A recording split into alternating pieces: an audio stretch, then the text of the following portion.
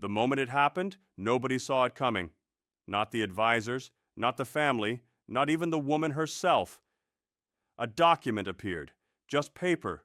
Just words. But those words had the power to unmake a queen. For decades, she had lived in the shadow of whispers, rumors that circulated in drawing rooms and echoed through palace corridors, stories about her origins, questions about whether she truly belonged. But whispers are easy to dismiss. Whispers are easy to deny. A document is something else entirely. A document is proof. And when that proof surfaced, the monarchy realized it was facing an existential crisis that no amount of tradition or ceremony could fix. The beginning of this story is not dramatic. It is quiet. It is bureaucratic. It is the kind of thing that happens in offices behind closed doors where nobody is watching. Someone, at some point, decided that a test needed to be conducted, not publicly, not announced, not with any fanfare or official acknowledgement, just a simple biological test, the kind that millions of people undergo every year without thinking twice about it. But this wasn't about curiosity. This wasn't about genealogy as a hobby. This was about verification. This was about confirmation. This was about proving or disproving something that had been whispered about for so long that it had become almost mythical. The decision to conduct the test came from people high enough in the institutional hierarchy that their names could never be publicly attached to it. These were individuals who understood the risks, who understood that if this information ever became public, it could topple everything. But they also understood something else. They understood that ignorance in the face of potential deception was not an acceptable position for an institution built entirely on the concept of legitimacy, so the order was given, quietly, through channels that could never be traced. The test would be conducted, and the results would be handled with appropriate discretion. The biological sample was collected without fanfare, through what appeared to be routine medical procedures, through appointments that seemed ordinary, through processes that left no obvious trail. But once that sample was in the right hands, once it reached the specialized facility in a neutral country where discretion was guaranteed, everything changed. The testing was conducted with scientific precision. The results came back with absolute clarity, and when those results were reviewed by the people who had commissioned the test, they understood that they were now in possession of information that could reshape the entire future of the monarchy. What the test revealed was not ambiguous. It was not open to interpretation. The genetic markers that should have been present, the markers that had been documented in the family for generations, were absent. In their place were other markers, different markers, markers that suggested a lineage that diverged significantly from what had been officially claimed. The woman who wore the crown, the woman who had been presented to the world as a legitimate queen, possessed biological evidence that contradicted the narrative that had been constructed around her. The reaction inside the palace was not shock, it was panic, because everyone understood immediately what this meant. If this information became public, if the people learned that the woman standing beside the king, the woman who was supposed to embody the purity and legitimacy of the crown, was not actually biologically connected to the lineage that justified her position, then the entire foundation of the monarchy would be called into question, not just her position, but the position of everyone who had supported her, including the king himself. The decision was made to contain the information. Files were secured. Access was restricted to only the most trusted individuals. The existence of the test was denied, even though the results were being carefully studied behind closed doors. The palace issued statements about privacy and security protocols. They suggested that anyone spreading rumors about genetic testing was engaged in baseless speculation. They created a facade of normalcy while internally grappling with the most serious constitutional crisis in modern memory. But containment of information is never as complete as those in power hope it will be. Someone, at some point, decided that the truth was more important than loyalty. Someone made a copy. Someone preserved the evidence. And someone eventually made the decision to let that evidence see daylight. What had been buried in secrecy began to leak. First in whispers, then in rumors, then in actual documented reports that found their way to journalists who understood the significance of what they possessed. The woman at the center of all of this had spent her entire life navigating the expectations and suspicions of others. She had learned early on that there were questions about her family, questions about her origins. But she had also learned that if you ignore such questions long enough, if you maintain composure and dignity in the face of them, eventually people stop asking. She had built a life on that principle. But now, suddenly, the questions had answers, and those answers were being prepared to be presented to the world. Her marriage to the king had been controversial from the beginning. There were people who had opposed it, people who believed she was unfit, people who whispered about her past and her family background. The king had fought against all of this. He had defended her. He had insisted that she was worthy. He had risked his relationship with his own family to stand beside her. He had essentially made a bet with history that his judgment was correct and that all the doubters were wrong. Now that bet was being called, and the results suggested that the doubters had been right all along. Not about her character, not about her intelligence or her capability, but about something far more fundamental to the institution she had been brought into, about her bloodline, about her legitimate connection to the lineage that the monarchy was supposed to represent. The revelation would force the king to confront a choice that no person should ever have to make. He could acknowledge the truth and accept the consequences, or he could continue to deny and defend, risking even greater scandal when the truth eventually fully emerged. His son, the heir to the throne, watched this unfold with a mixture of sadness and resolve. He had never fully trusted the woman his father had chosen. He had always sensed something off about her, something that didn't align with what was being presented publicly. Now, with scientific evidence in hand, he understood that his instincts had been correct, but understanding that didn't make the situation any easier. It just meant he had to prepare himself for the role he would eventually need to play in managing the fallout. The king's sister, a woman who had spent her entire life in service to the crown and to duty, viewed the situation with a clarity born of decades of experience. She knew what needed to be done. She knew what the institution required. She knew that love, while valuable, could not be allowed to compromise the fundamental legitimacy of the crown. She began to position herself as a voice of reason, a voice suggesting that difficult decisions would need to be made, that the institution itself was more important than any individual, no matter how much that individual was loved. The woman wearing the crown began to sense that things were shifting. The whispers were becoming louder. The looks she was receiving were becoming colder. The support she had taken for granted was beginning to waver. She responded the way she had always responded to threats. She consolidated her allies. She worked to silence her critics.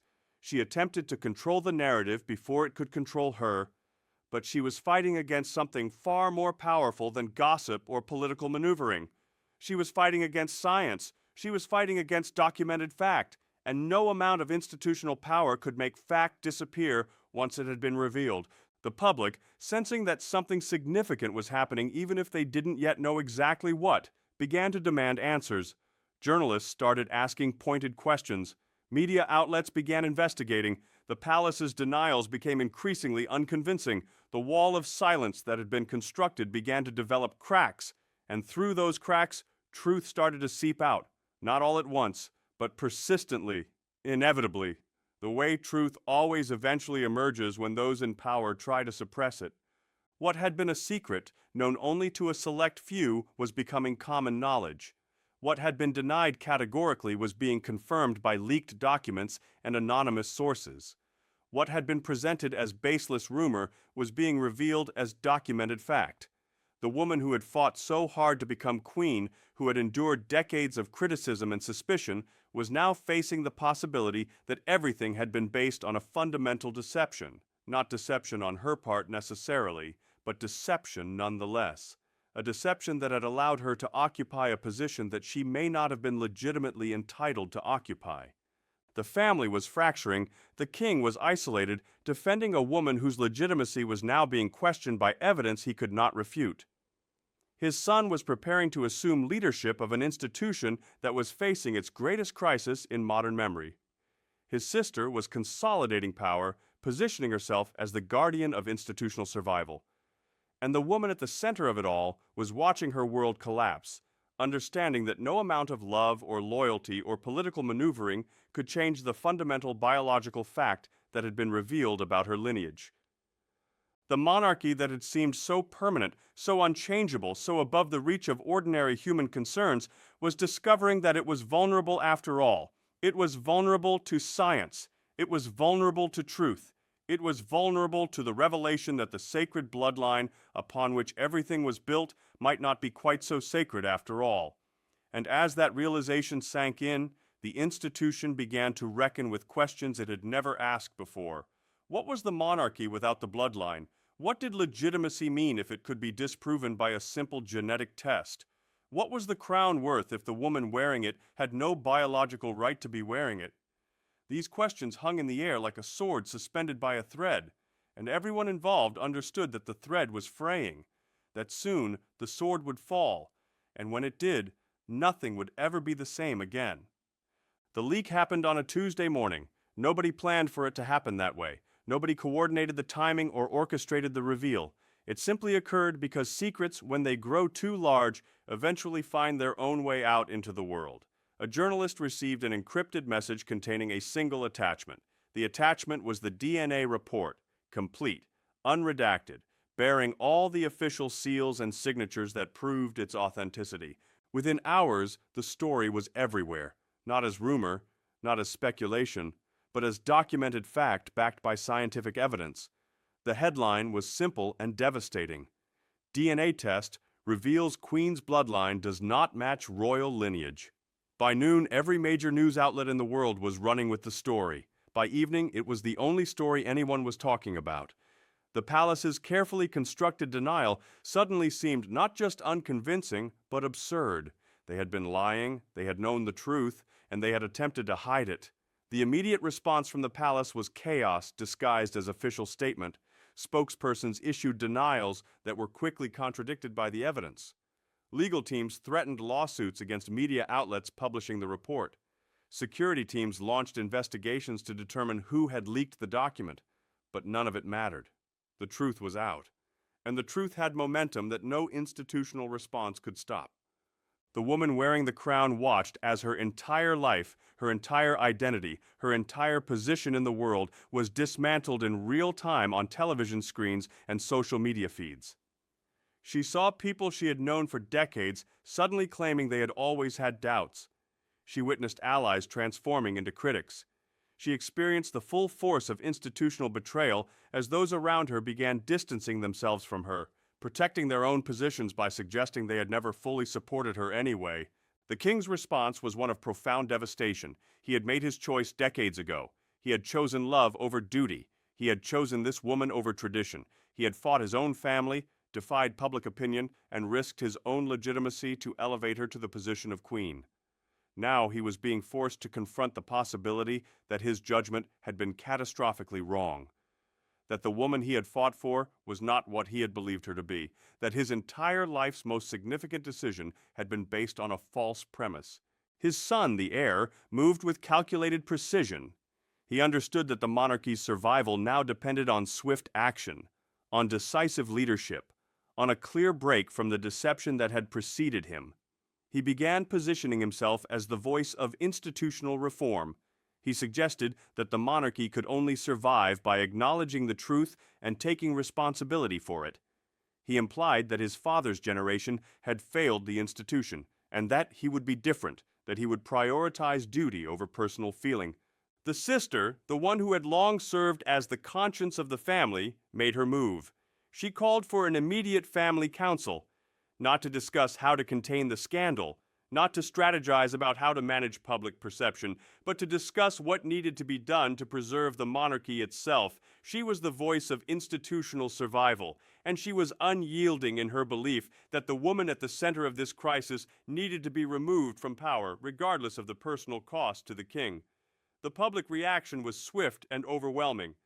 Protests gathered outside the palace. Citizens demanded answers. They demanded accountability. They demanded to know how long the deception had been maintained and who had known about it. The monarchy that had seemed so solid, so permanent, suddenly felt fragile, vulnerable to the very people who had granted it legitimacy through their faith and their belief in its right to rule. The woman attempted to fight back. She released statements defending her position. She suggested that her bloodline was irrelevant to her capability to serve. She argued that the test itself was fraudulent. She claimed she was the victim of a political conspiracy designed to remove her from power.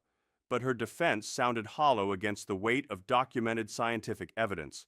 Every attempt to explain or defend only dug her deeper into the hole.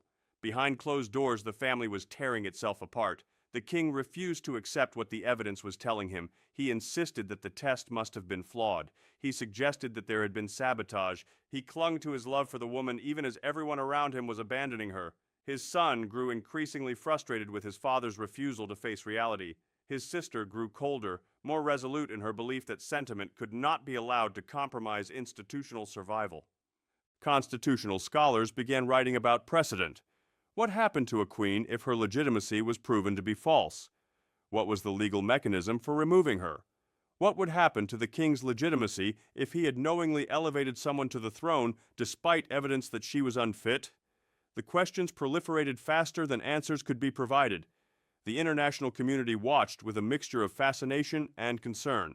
This was not just a British problem. This was a problem that had implications for every monarchy in the world. If the crown's claim to legitimacy could be disproven through genetic testing, what did that mean for every other royal institution? What did it mean for the concept of hereditary rule itself? Within days, the pressure became unbearable. The king was forced to meet with his son and his sister, not as family members, but as institutional representatives. They presented him with facts. They presented him with evidence. They presented him with the undeniable reality that the woman he loved was not biologically connected to the lineage that justified her position. And they demanded that he take action.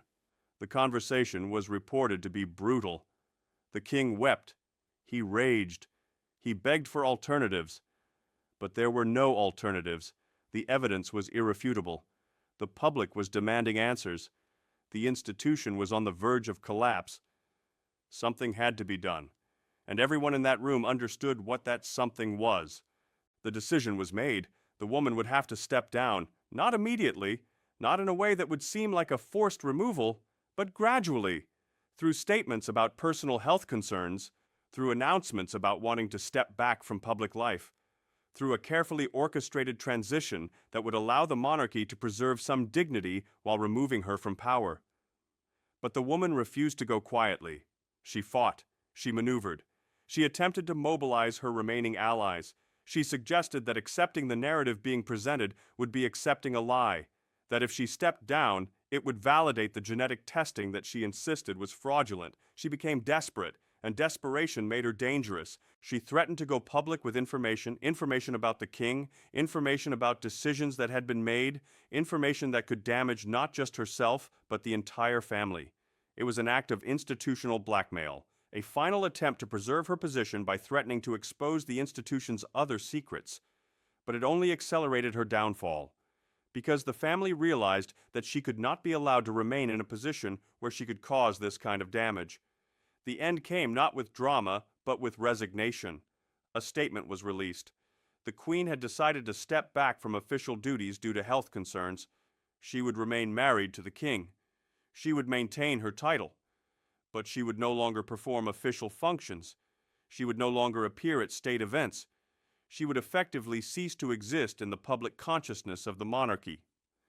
It was a merciful ending compared to what could have happened, but it was an ending nonetheless. The woman who had fought so hard to become queen was being erased from the institution.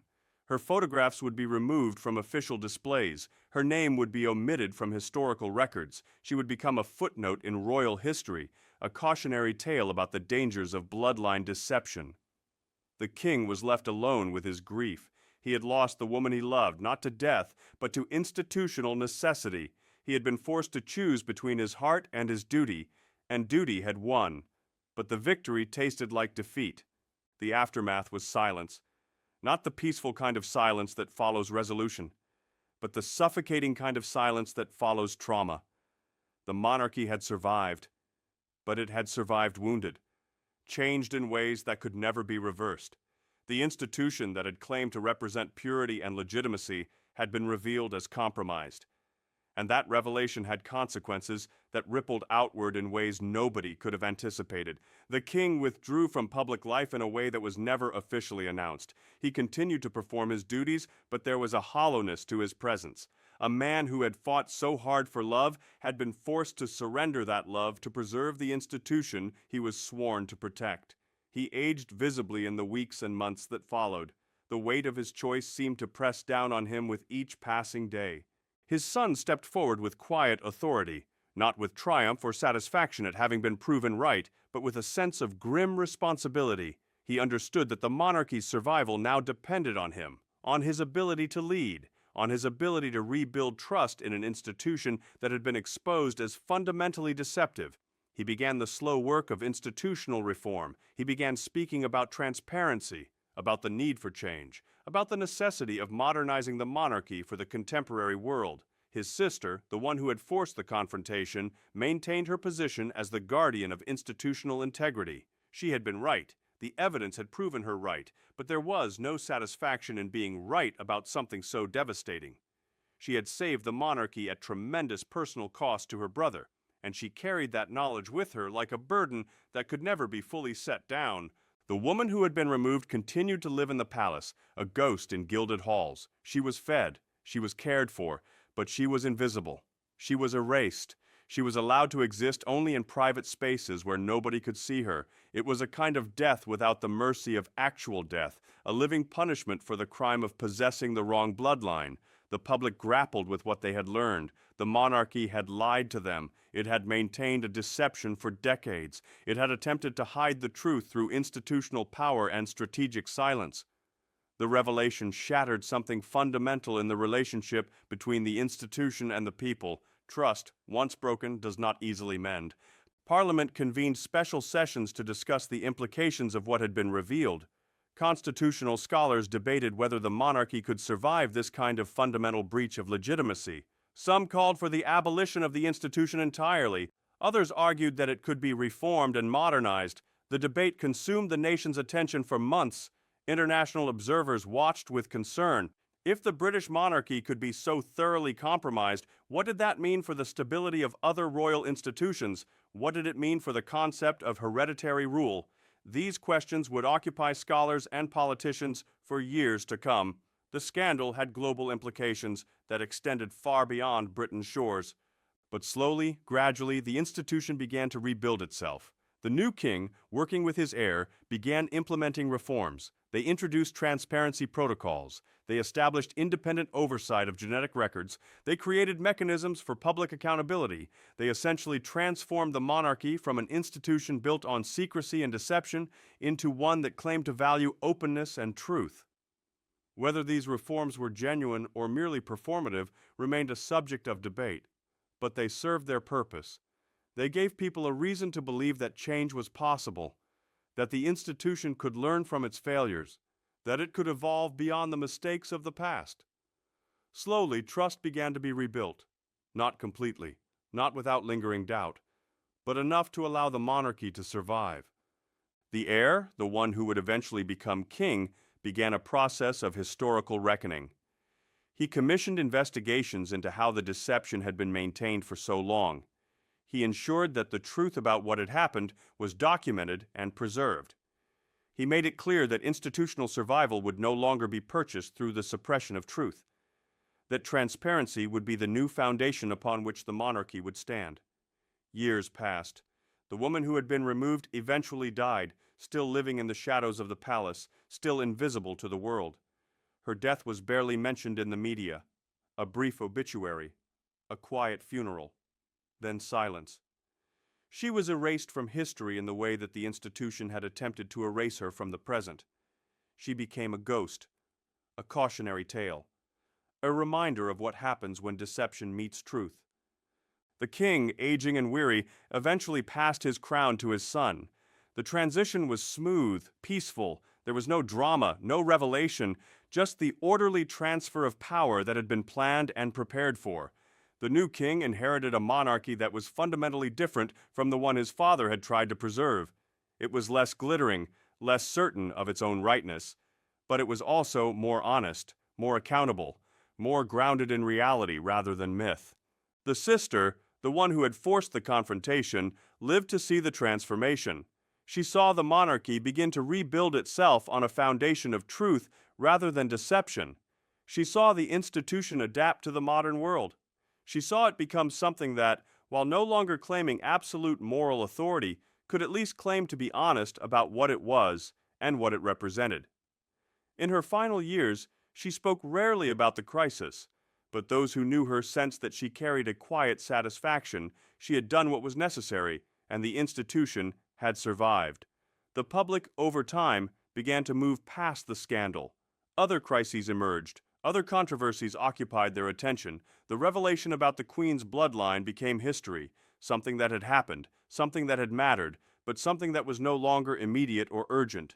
The wound healed, leaving a scar that would never completely disappear. But the fundamental truth remained unchanged. The monarchy had been built on deception, and that deception, once revealed, had forced a reckoning that could never be undone. The institution continued, it adapted, it survived, but it could never again claim to represent something pure or untainted. It was, like all human institutions, flawed and compromised, and built on a foundation that was less stable than it appeared. And so the crown remained on the throne, but it rested on the head of a woman who understood that legitimacy could not be taken for granted. That truth was more powerful than tradition, that institutions survived not by hiding their failures, but by confronting them. She ruled with that knowledge, and the monarchy, for the first time in centuries, began to approach something that resembled actual integrity. The bloodline had been compromised, the deception had been exposed, the institution had been forced to transform. But in that transformation lay the seeds of something new, something that, while less certain and less glorious than what had come before, might actually be worth preserving. The crown endured, changed, humbled, but endured nonetheless.